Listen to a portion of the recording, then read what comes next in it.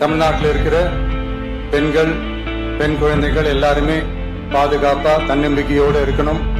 அதுக்கான முதல் கட்டம் தான் இந்த ஸ்டெப்.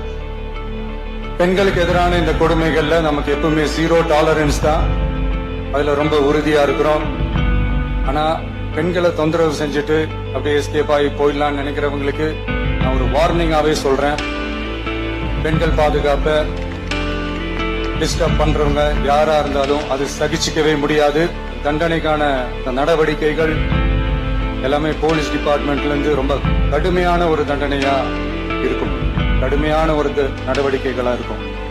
அந்த தண்டனை, அவங்களுக்கான அந்த சார்ஜ் ஷீட் எல்லாமே ரொம்ப ஃபாஸ்டா ஸ்பீடா அது செயல்படுத்தப்படும்.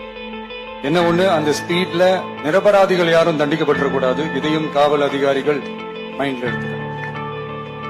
தப்பு செஞ்சவங்களுக்கு மட்டுமே